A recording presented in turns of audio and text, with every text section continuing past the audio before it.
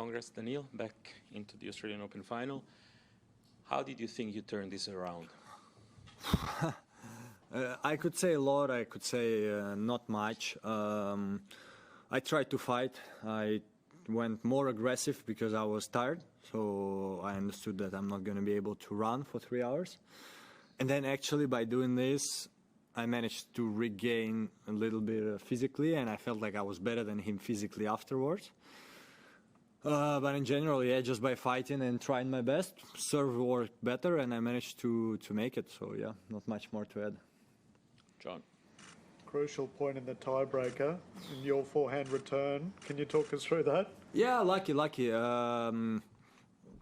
I think basically every time I went for a cheap return was because I thought he's going to serve to the backhand, and when it comes to 200, you don't have time to change the grip, at least me. So that's every time I chipped, and for sure when I chip, I try to go longer.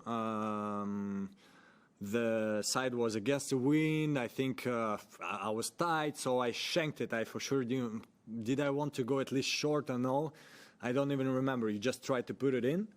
So I shanked it a little bit. It was not like a frame completely, but I didn't play it with the center. But the moment I saw it going, I was like, there are two ways. Either it touches the tape and stays on my side, or it just kind of rolls over onto his side. I was like, please be the second one. I mean, I want to win. And it was the second one. And yeah, tough luck for him for sure in this point.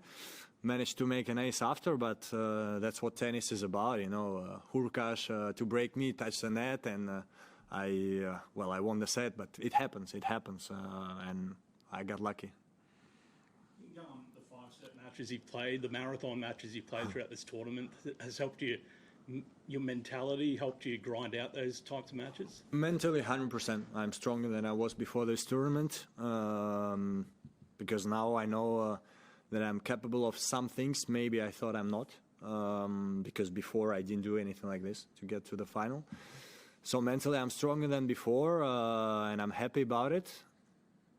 Probably, honestly, it's better to be in the final winning 3-set, 4-set matches. That's the better way physically, but it is what it is, and I'm proud and looking forward to the final to give my 100% again.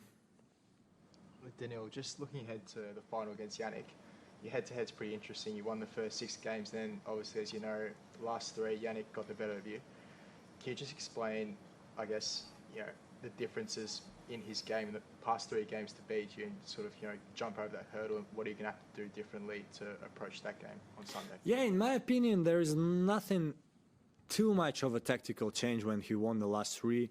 He did a little more serve and volley, maybe a little more aggressive, but at the same time, that's what he's doing against everyone. He's just playing better. So the 3 matches, all of them were tough. 2 tiebreaks and 2 3-setters. So I had my chances. It was, all of them were in the end of the season where I felt like I was not at my 100%, even if I was playing pretty good, but I was maybe at 97, 96. And against him, I need to be at 100. So he's playing better than before. I think it started probably when he won Canada or something like this, but especially end of the season, he started playing whole different level. So if I want to beat him, I have to raise my level on a whole different level, and I will try to do it. Medved, what brings out the Russian asterisks in you? I mean, you've been amazing this tournament. I'm pretty sure you're familiar with the character. Is there any special motive which has been the driving force behind your AO24 campaign, or it's just another way to surprise yourself?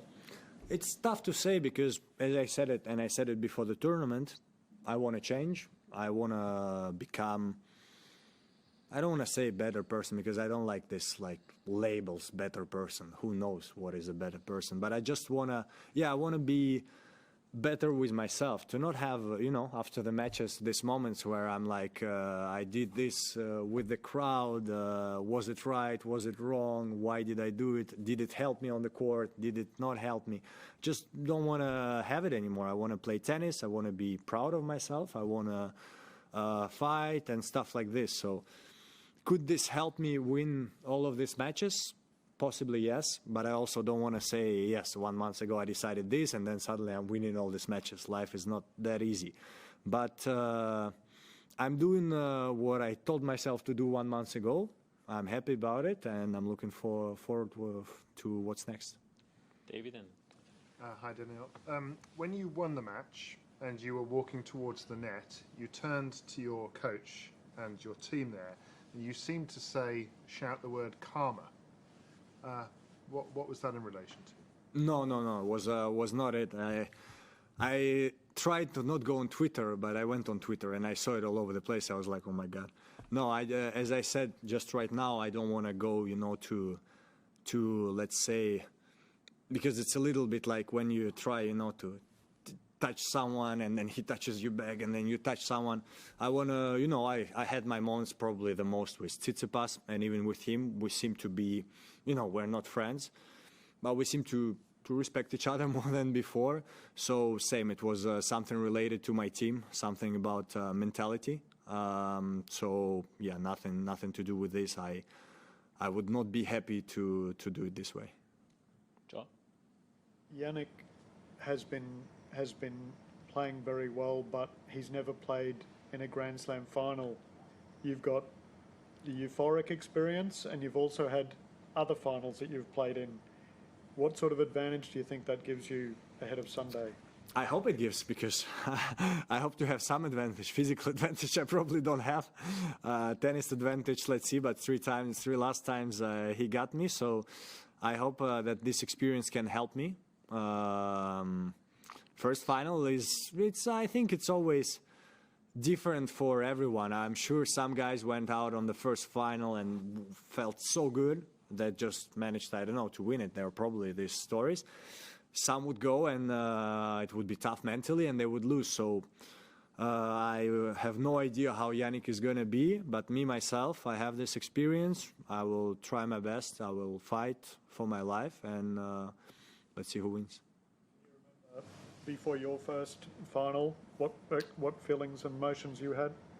Oh yeah, but actually, yeah, my first final was crazy because at the time I didn't know my tennis as well as I know it now. So it was just the beginning of when I started to be a top player. I just went top 10 for the first time probably months after Wimbledon, before the US Open.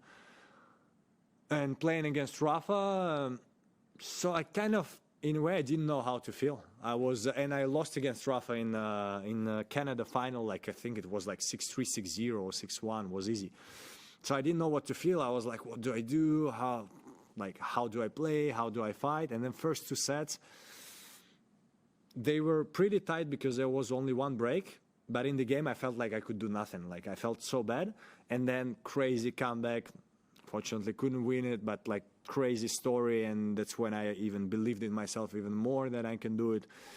So, yeah, let's see. Again, let's see how Yannick is going to be. Cannot predict it, but me, I have this experience. I know that just have to fight and try.